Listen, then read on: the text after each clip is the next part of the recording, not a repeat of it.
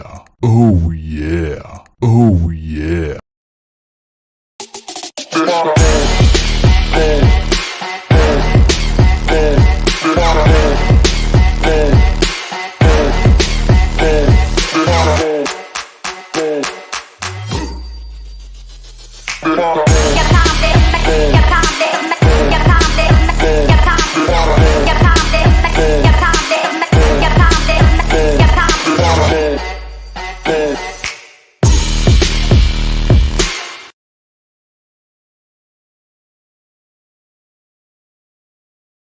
Fans!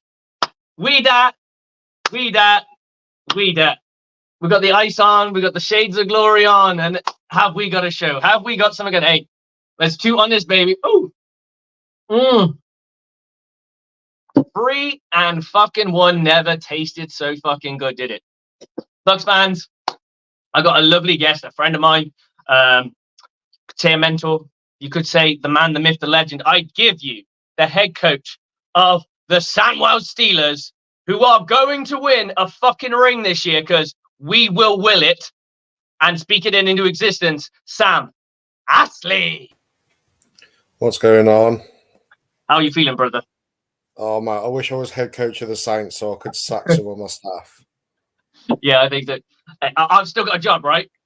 Yeah, you have, definitely. Just about, yeah. Just about. Yeah, man. Now, we had a good night last night. Just to let everyone know that we had our awards evening and Sam won Coach of the Year, and rightly fucking so, because the 2-time, is it? 2-time Coach of the Year? Yeah, back to back. So fucking, I've only ever won the honor once when I was way back when, but that was another team and they didn't count. So this is a whole new world for us right now because we're living that new life. We've taken a bit of a hit and gone down, but we're taking we're on the up and we've rebuilt and we're ready to fucking fly. Absolutely. I think like when you're in a situation like we were, we said last year, it's not about results. It was about building the team and the culture, and going down to Div 2 it didn't matter whether we stayed in Div 1 last year, whether we went to the Prem or whether we got relegated. Like that was never ever going to change the plan. So yeah, we're exactly easier if we survived. It would have been easier to sell to new players and what have you that we're still in that kind of conversation. But we're not out of it yet. That's the thing that people don't seem to understand. That this Sandwell Steelers team, that you put the team that we had mid-season into Division 2, I'm not saying we'd walk it because I think that's disrespect. I think the moment you disrespect your opposition, you're automatically kind of expect someone's gonna bloody your lip at some point, yeah, and then that's when you've got to kind of get up and reevaluate shit. So, we may be going to Div 2, but we're taking a Div 1 championship mentality to Div 2, and we're going to do everything we can to win everything we can. Absolutely, and I said to you guys, it's the whole Div 2 thing is not going to be on our radar in terms of like mentioning it and talking about it. It's very much like we're just going to look after ourselves. Yeah, we do absolutely what we do. We play who we play, and we treat ourselves how we want to be treated, regardless of what division we're in. Now, to bring it back to the NFL, because obviously people only tune into our show for the NFL, realistically, and predominantly Buccaneers fans, of course. I'm going to ask you a question here: is what is your 3 takeaways of what the Saints could have done better? Like sacked Pete Carmichael 20 games ago. That would be number 1. Not throwing fades on third and four. That would have been like absolutely. It kind of felt like a bit of a desperation shot in the arm there, and it wasn't there. I said to you, we spoke last night candidly between each other, and we both said it's going to be down to our defenses. Yeah. And I think that ultimately happened. It was just that the Buccaneers offense was able to just generate a little bit more in certain periods, in certain moments. So I think that, like, if you look at the game stats, like, it was pretty even across, most of in terms of like time of possession, converting on like third downs, that kind of stuff, penalties. So then you start looking into the more the X's and O's and the scheme that was played. I actually thought it was like a relatively boring game for a Saints Bucs game, if that makes sense. Like, we've had quite a few fiery fixtures over the last few years, and Yeah, there was no bad blood in this game. I was expecting a few more. I think the only time I looked at the game and went, "Oh, this could go a bit sour and just turn a little bit nasty," was when Baker Mayfield, I think he got deep in. I think we settled for a field goal. I can't remember the exact play, but he got like a high-low hit, and the last hit was a bit late. Yeah. And I was like, that could maybe sour the milk a little bit and make it a bit more of a nastier game, but it honestly really didn't. And I think both teams were very professional in how they conducted themselves, because usually Bucs Saints games are usually very chipper, very dirty. And I say dirty from both sides, because we hate you as much as you hate us. So I don't think that, and I'm not saying there needs to be that in the game in terms of like bad hits, but there wasn't that. I don't know. There just seemed to be a lack of fire, especially from our part. Oh man, they showed that one route from Olave where he's just kind of drifting across the field. Like, what the fuck is this dude doing? Yeah, that's never happened. No, but I mean, from our point of view, like, our offensive coordinator is so poor. He's really the only last like kind of thing that's dangling from the Sean Payton era. Yeah, that era's starting to look even worse. That era's pretty much done. Like, he's the only thing that's really left from it. And you know, if you look at the stats, like, that's our 10th game in a row where we've scored less than 20 points. You got talent. We've got more turnovers this year than touchdowns. And I just look and I think, like, the weapons that we have on offense. Like, Derek Carr was known in Oakland for losing shootouts, like 35, 40 points to shootouts. You got Jamal Williams, because he's always had statistically a shit defense. That's what's always the thing about him. It's like he's so talented, but he's always been backed up by a crap defense. But then the Saints defense, which is a little bit aged, but it's still a humming defense. Like, it's still a good defense. Like, you still held us to 26 points. We should have, in all fairness, I think the score like flat as you. I think we should have kicked your ass even harder. It was almost the Buccaneers didn't bother. But your defense still came to play. Even when the chips were down, you were still making plays. You were still tackling behind the line of scrimmage. You were still fighting, because you know that all it takes is one popped out ball and you're back in it. And that's the difference that you see with these two teams. And I said these two teams were the NFC South, the two NFC South teams to battle for the arm wrestle, because both teams have defenses that know what it takes. They've both been perennial playoff teams. We've won a Super Bowl. You guys have been in multiple playoff games, won games, lost a couple, but you know what it takes to win. You know what it takes to win a division. The other teams are still learning, whereas our two teams, we've either won it or we've been in the conversation of winning it all. And that's a very different conversation to have. It is. And I just struggle with the fact that it's the play calling in the scheme. Like, I just can't get over the fact that, like, you know, I know he's injured, but Jamal Williams, most touchdowns in the NFL last season, AK is AK. Michael Thomas, for all the stuff that other teams say about him, like, slam boy. We call him slam boy. Like, you can call him slam boy, but if you throw 10 slants a game and he catches 10 slants a game, like, he caught 10 slants a game 3 years ago. Yeah. So he ain't been that guy for about 3 years. So he's no longer slam boy. But he had a good game in this one, in all fairness. But I still think he's a legitimate weapon that if you're on 3rd and 4. No. He's not like this. I'm not saying he fell off the map. I'm just saying he's not as prominent as he once was. But I still think that, like, I think you could give this offense, if you gave this offense to someone like Ben Johnson, who's OC at the Lions, if you gave it to Sean McVay, if you gave it to the Ravens OC, Todd Thingy. But you're not going to get those guys because they're being paid and some of the NFL head coaches. If you gave Derek Carr and those players to those kind of guys, we'd score points left, right, and centre. And we will not do anything until Pete Carmichael is just gone. Like, I can't get over the fact that, like, I don't think Derek Carr is the best QB in the world by any stretch of imagination. I know, you told me last night, if Carr plays, it's done. But in reality, like he's the No, second I best know. QB the Saints Dude, have ever had. we know realistically when it comes down to it, it's who elevates. Like there are teams out there that have beaten an Aaron Rodgers team. There are teams out there who have beaten a Tom Brady Patriots team or a Bucs team or whatever. There are teams who have beaten the Saints with, the infamous Drew Brees. So we know that every dog has his day, and sometimes that dog is fucking barking. We know that, and that's it. I've just never been sold on him as a player, but I can understand why, because at the end of the day, he's always done something in the Raiders that has, like, such a dysfunctional franchise. I mean, they're fucking their owner has a fucking bowl cut by choice. He's a multi fucking billionaire, and he chose a fucking ginger bowl cut. This motherfucker is off his head. Right. And then when you're kicking field goals when you're down 8, and like the whole franchise is just a mess. But when we signed him, I said to like people around me, he's genuinely the second best QB the Saints have ever had, realistically, in terms of our franchise history. Like who else is gonna?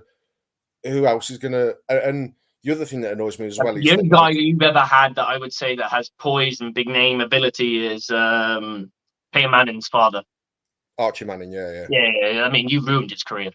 Yeah, absolutely, yeah, but destroyed that man's career. I mean, I didn't realize that the Saints existed in 1966. My mother was born in 66. Yeah. You guys didn't win a playoff game until 2000. No. That's insane. Like, to be alive that long. Like, Peyton Manning and Cooper Manning and the other and Eli Manning didn't want to wear their dad's jersey because they were so ashamed. No, yeah. That's bad, man. But you got Sean Payton, and you turn it around, and you start to build this kind of culture that is what the Saints are right now, right? With Drew Brees and with that, you've built this culture of this winning mentality that everyone's forgot that you were bad for a very, very, very, very long time. Decades, yeah. Yeah.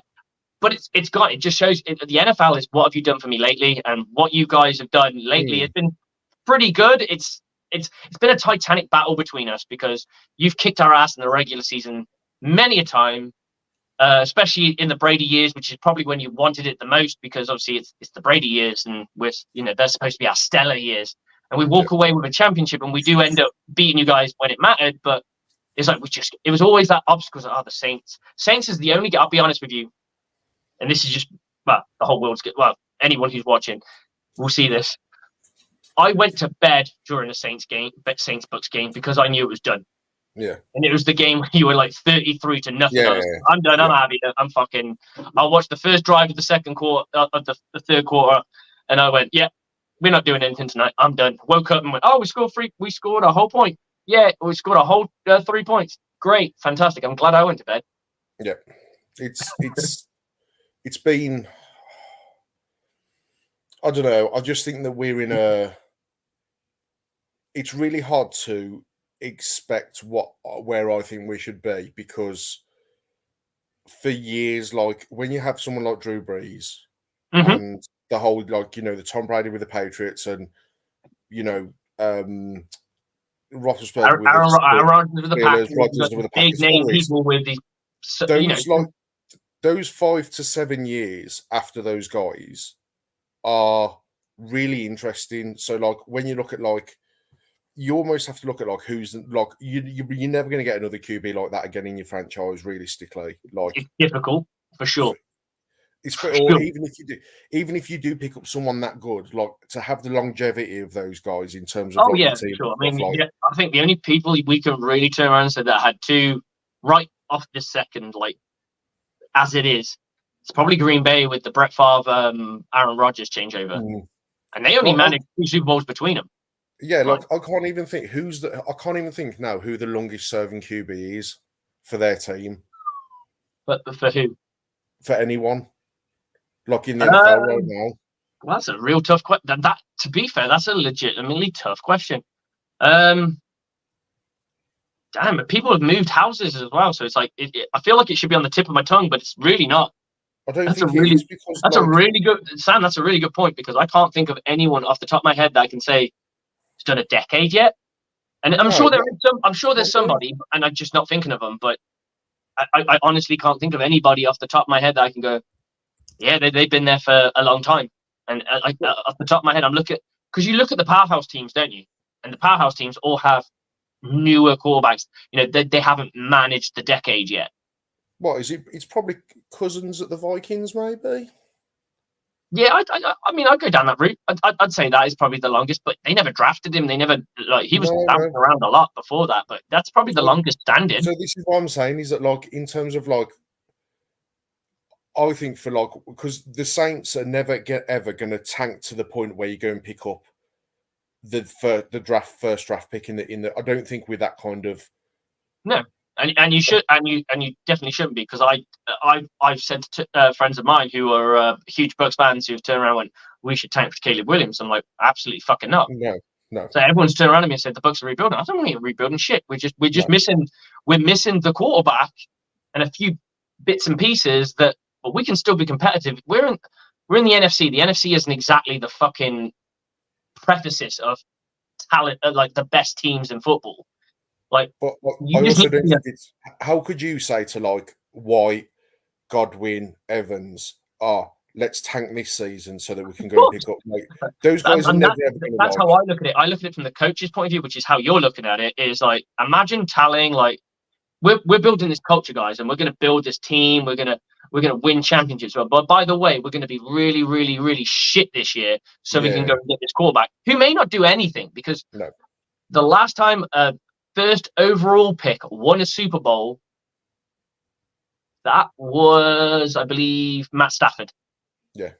And it took him that long to get there, and changing teams, changing offenses, changing everything. It's not like he just went to one team and made it amazing and took them to the promised land. No. It's not like that. And I just think we're looking at people like Mahomes, top 10 pick. Those are the kind of guys you realistically look at.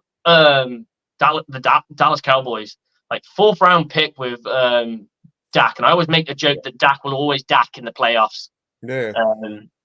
But to have a 4th round pick to turn into that caliber of player, and potentially we could see this with the 49ers, with the guy that they got in, Brock Purdy. Yeah.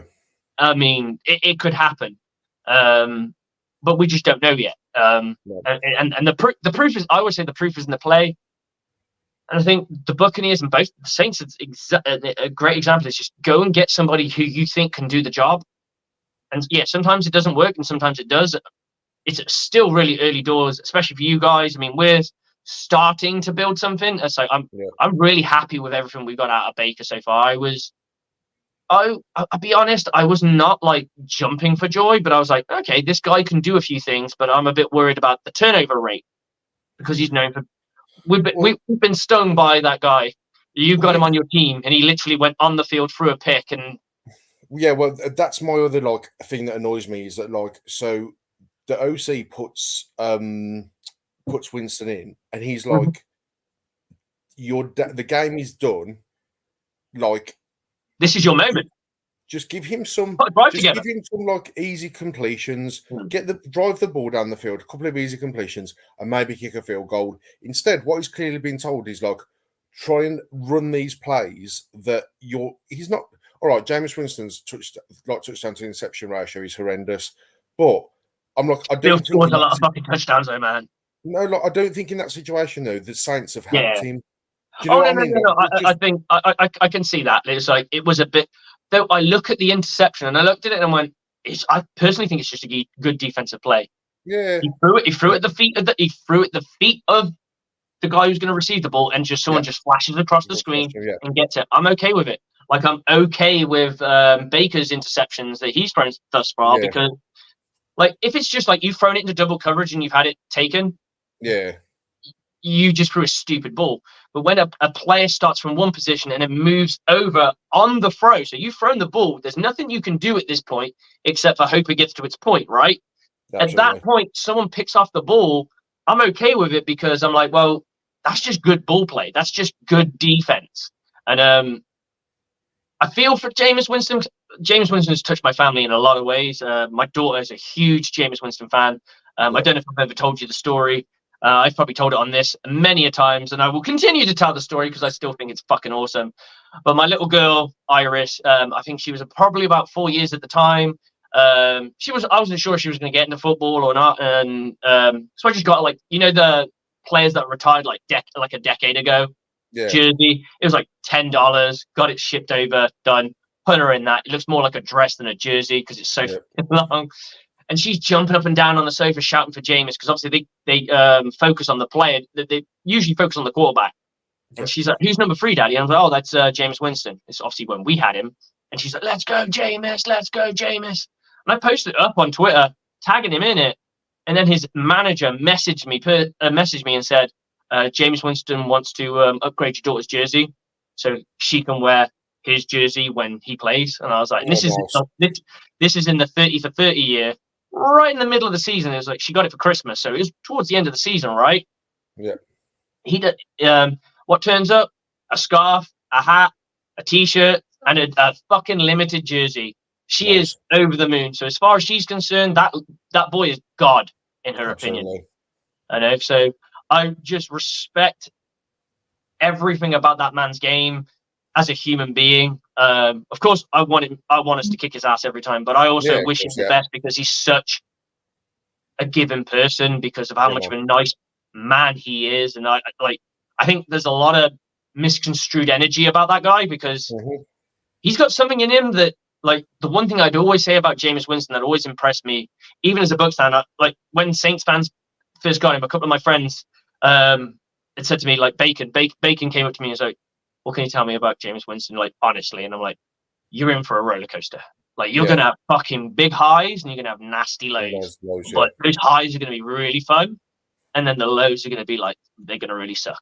And that's what he is. He is a roller coaster quarterback who just, I've never seen anyone play the position with such, I don't want to say poise because it's not poise, but like not give a shit, like the gunslinger mentality that he has and how it doesn't affect him. Like most quarterbacks really kick their own asses when they throw a pick. He's just like, let's go again.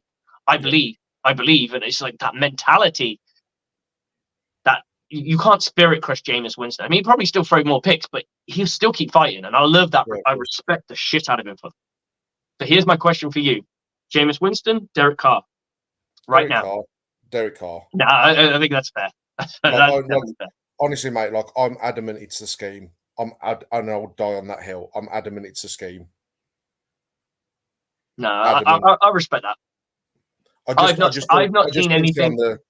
It's things like on the 3rd and 4 when we're throwing fades. I'm like, how about a little stick and go or maybe a mesh where he can just dump it off and, you know, I just don't get it. You sound like my co-host on the Aftermath who just thinks every answer is AJ, shout out to you, brother. Every answer is a crossing route. Should have done more crossing routes.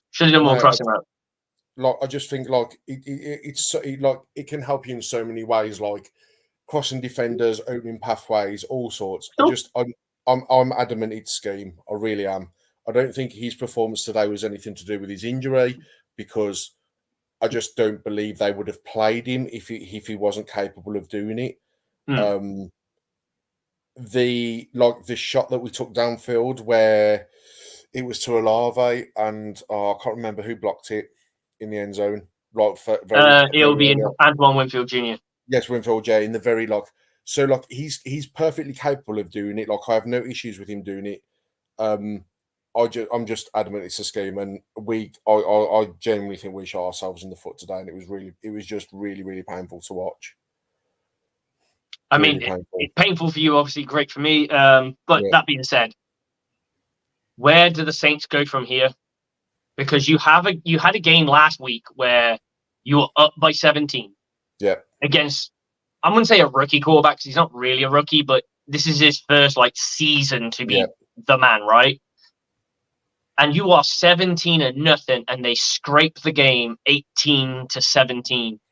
Yeah, that's got to be a heartbreaker. That's got to be the soul crush. Like our game was like punch for punch, I think, at the beginning, and the Buccaneers slowly built momentum. Very loud stadium, of course, but in that game, it was almost like you were in control of the game. And as soon as Jameis went in, it was kind of like you just couldn't get enough offense. And I don't know if I didn't watch a game, so I don't know. But from your perspective, is that scheme as well, or do you feel that was just Jameis Winston? No, like I think that, like, if you look back, like I said, like, it's our 10th game without scoring 20 points. The like Dennis Allen, I don't believe is the guy in terms of his personality, and he's like, let's be honest, like he's come from the Raiders, like his coaching ability absolutely stinks. Like if I was, you know, if I me as a head coach, if my OC got to a point where we were that bad in terms of like our output with the Yeah. weapons that we had, I'd be saying to him, like, do I believe that Dennis Allen is going to pull Pete Carmichael into his office tomorrow morning and question what's going on? Not at all. And I just don't think he's got the balls to be that head coach and fire someone like that. You know, I just and Here's a question for you: Did Dennis? Because I know Dennis Allen's part of the regime of Sean Payton, right? He was the defensive coordinator. Is that correct? Yeah, possibly for the very last part of it. Right. I'll look it up just to be sure, because I never want to make myself sound stupid and make an assumption of anything. But the only thing I would say is we as Buccaneers fans about this exact. It sounds like you're going through the same crap that we went through last season. Yeah. And that was when Bruce Arians left. He left an entire staff intact, and unfortunately for us, Bruce Arians didn't disappear and retire. Oh no! Bruce Arians decided to just sit and hang out with the fucking GM and became special assistant to the GM. They just made up some fucking role for him. And there were a lot of Buccaneers fans that wanted Byron Leftwich out because the play calling was just so simplistic. It was easy. I mean, I could literally look at this and go, run, pass, run, pass, because they had obvious passing sets and they had obvious running sets, and you could just see it from the get-go. And I always say, like, when I coach and stuff, the biggest thing I always say, the first thing you do that separates you from everyone is if you can read better than the person in front of you, you're already gonna have success. Yeah. Reading is fundamental, and once reading's taken away because you know what's coming, now you've got free reign to just go and whap someone, just go smash somebody up. Like, if I know you're running the football, I don't have to fucking backdrop. I don't have to backpedal for shit. I just come in straight down and I'm going to come and hit you in the mouth. Definitely. And vice versa. If I know this is a pass and it's written all over the tape that it's going to be a pass, I just got to hit my back pedal, read you, and follow where you're going, and it's job's done. And I'm already beating you because I know what you're trying to do to me to start off with. Yeah, absolutely. Yeah. So I always say the biggest reading is fundamental. If you can't read, you're going to struggle. I always say to my corners, first days in, you got two corners. This one corner is super athletic. Like, he can turn on a dime, he can turn on six punts. He is the fucking man. This guy's the Mac Daddy. This is like your O-heel, so to speak. Yeah. Then I'm going to give you a different guy. And I know O-heel's got the smarts, but I'm going to go with his athleticism on this one. And then I give you a guy who's got O-heel's brain, but not quite as athletic. Who's going to make the play? Well, the guy with O-heel's brain, because athletic is a makeup thing. It's makeup speed, it's makeup everything. Yeah. The guy, athleticism will help you, and there'll be moments where you'll be dominant. And sometimes in our game, obviously, the lower you go, so like Div 2, potentially, a little bit of athleticism massively helps in places. But for the most part, if you got guys dialed in, know their playbook, know where they're supposed to be, know what's trying to be done to them, and can read it quick and diagnose that information, yep, you're on fire. Yep. Absolutely on fire. Sam, I want to thank you for coming on. I appreciate your time, and we will have to do this again for the next one.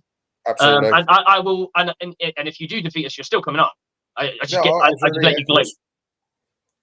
Big love to you, brother. Appreciate it, man. Appreciate coming on, and I will see you in the week at some point. Yeah, man. Much appreciated. All right, bro. Take care. All right, man. Much appreciated, man. Okay, that was Samuel Ashley. I said Samuel. It's weird to call him that. Sam Ashley. He is my boss, technically. And then there's no technically about it. He is the boss. He runs the Sandwell Steelers, and we are about to try and build something special. We're trying to go on a winning streak. We're trying to build a championship team. And I will tell you, as somebody coming onto his staff, that I 100% believe everything this man says on his vision to build a team, because it's exactly how I see it. So big thank you for him for coming on. And Bucs fans, we get to gloat a little bit. We get to enjoy. And let's go through the stats of the game. Derek Carr goes 23 or 37. Throw some absolute howlers here and there. Doesn't throw any picks, but he does only get himself 127 yards. Baker Mayfield on the reverse side of it gets himself 25 or 32, 3 touchdowns and 1 INT, which I will tell you right now, Buccaneers fans, I will tell you right now that was not on Baker. That was on Chris Godwin. Chris Godwin got pushed out of bounds, reestablished himself, and all he could do at that point was just play defender. So I'm okay with it. I could live with it. Now, we got Alvin Kamara versus Rachaad White. We got 11 carries for 51 versus 15 carries for 56. Now, the eyeball test, I will say Alvin Kamara probably played the better game. But we know this as Buccaneer fans and as football fans. It's not when you get those big plays. Sorry, it's not getting those big plays. It's when you have them. That's great that you got a 5-yard carry on first down. But if your team went 3 and out, did it matter? No. So what is better? Would you rather have the 5-down carry on a 1st and 5? Or would you rather the 5-down carry on 3rd and 4? I'm going to go on the 3rd down conversion. And I feel, I don't know, I'm going to have to pull out the stats a little bit, and I don't know that right now. But I'm going to go with this. I'd rather the guy just keep churning, the statistician, keep it going. Michael Thomas goes 4 catches for 53 yards. And our boy, Chris Godwin, who was due a game. He was due a fucking game. Gets himself 8 receptions for 114 yards. And I feel like he should have had a touchdown in this one. But hey, it wasn't to be. We keep going with this. And Alvin Kamara gets himself an average of 4.6 a carry, which is pretty decent. I fucking hate Taysom Hill. I love seeing that guy hit the dirt so fucking hard. I love it. There's something about the guy that just irritates me. I don't know what it is. He just gets under my skin, you know? And then we go into this. This is when we talk about the Saints. Obviously, Taysom Hill throws a few balls. James Winston throws a pick. Yeah, that's pretty much all they wrote. Chris Olave, 1 for 4 yards. Just saying. Sacks, we got 1 sack. Brian Brees, fair play to him, the guy at Clemson, and that is all they wrote. 1 pick, we got Isaac Yiadom. I don't know if that's pronounced correctly. I don't really care because it's the Saints. And let's talk about our guys, because that's what we're here to pump up the Bucs. Baker Mayfield, 246 yards with 3 touchdowns and the 1 interception. But that's okay, because at the end of the day, interceptions happen in football. It was a well-played game. Right. Chris Godwin does have a throw. Not sure why. But I like the ingenuity. And they didn't do it in a stupid situation. So let's have a look at it. Rachaad White goes 15 carries for 56 yards, gets himself 3.7. Personally, I think he looked better. Baker Mayfield showed a little bit more maneuverability, which is something my guy, my boy, AJ Turnip always loves. So it's what he said. Hey, we brought this guy in for this. We brought this guy in for this. We brought this guy in for this. And just because, like, let's go, boys. Let's go. Devin Tompkins. I think Devin Tompkins had a game. I'm so pleased for Devin Tompkins. Devin Tompkins, he's the second in our room. He gets himself 4 touches for 45 yards. We got Mike Evans, 3 for 40. We got Rachaad White, 3 for 22, and we got K. Dotton with 3 for 13, but it doesn't matter because he got the touchdown. Trey Palmer, 2 for 6, but guess what? Touchdown. Raheem Jarrett, I didn't even hear his name called, but he got 1 for 3. We take it. Keyshawn Vaughn, hey, Keyshawn Vaughn, keep doing what you're doing. But I think our MVP on defense, on offense, I'm going to give it to Baker because Baker baked. He baked it up. No two ways away. We're eating Saint turnovers. Well, no, we're not eating. We're eating New Orleans puff pastry right now because of that gentleman. Antoine Winfield is your leading tackler with 6 tackles and 3 assists. And we all know that those tackles he did make were tackles that needed to be made. And that's obvious. 1 sack. The fumble recovery does not show, but I remember it. Christian Izien with 4 for 2 tackle and assist. Still playing really well. This is our undrafted free agent making those plays at the nickel position. Colton Davis, Zion McCullum, 4 apiece. 8 tackles between the two of them. D. Delaney, 3 with the INT. So he's got 2. He's a 2 for. 2 for. It's not 2 for 1. I guess it's a 2 for 2. He's 2 for 2. Shat Barrett, 3 tackles, nothing but plenty of pressure off that edge. Devin White just seemed to live in the backfield. Vita Vea on the pectoral. He's got himself 2 sacks officially on this. I don't know if this is true. I'm going off Google. Google can fuck me. It's possible. Someone please correct me if Google's fucking me. So, we keep going. Yaya Diaby, who just looked vicious from the off. Given that power, I think I saw Yaya Diaby more than I saw JDS. So I think quietly Yaya Diaby's doing a job that he's going to take over that position, which me and AJ called at the beginning of the season because we liked what we saw. William Goulston, 2 tackles. Didn't start. William Goulston did not start. He got himself 2 tackles. And then we go into Ryan Neal. Came off with the concussion protocol. We hope he's okay. Let's get this right because guess what, Bucs? We got another game. We got a week. Let's just hope it comes, right? Joe Tryon Shayinka gets himself 1 for 1. We got Mike Green, who I was really surprised started because I thought someone, well, let's face it. I mean, William Goulston got another tackle and he didn't start. Obviously, they felt that William Goulston could do the job. Logan Hall got the fumble recovery, got a tackle. He played pretty well. Levante David. I do not know how this guy has not got 1 single solitary tackle, but he got 5 assists, did the job, and everything else is just assists from this point in. Devin Tompkins, really proud of this guy, of everything that he's done.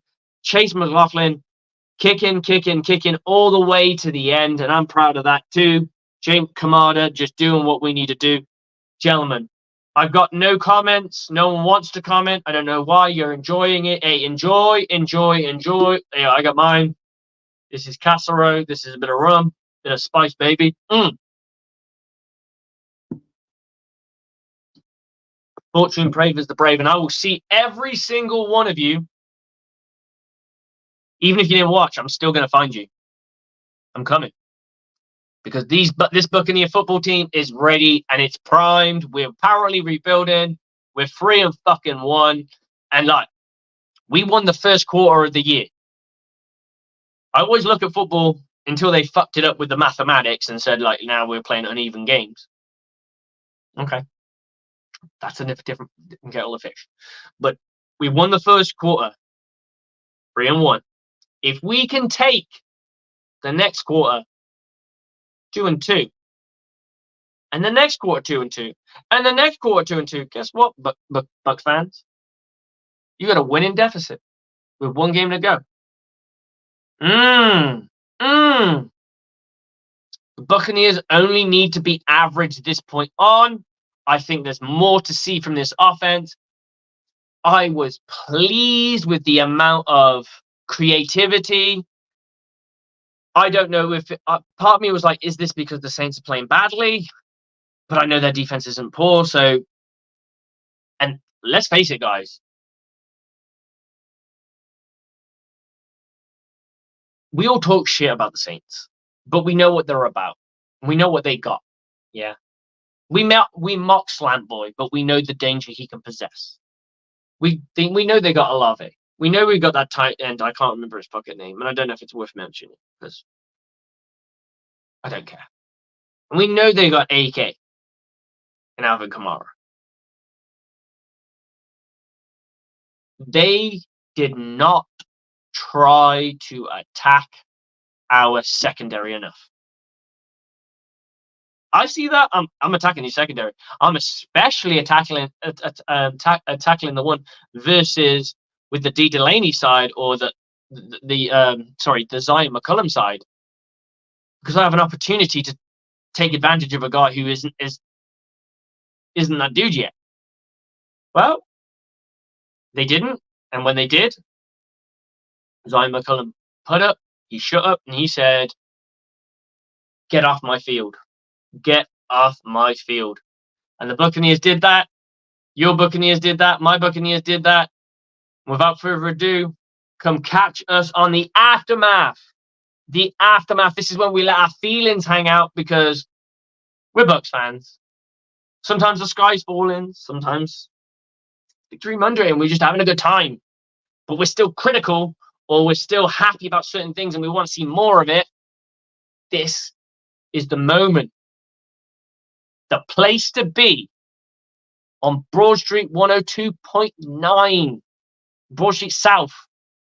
Come check us out either on the radio, on YouTube, the aftermath, me and AJ. Trailer's coming. The trailer's coming. And guys, you know this is happening because this is the thing that me and AJ have been doing. We're doing this little tweak, this little taster of what's coming up in the aftermath.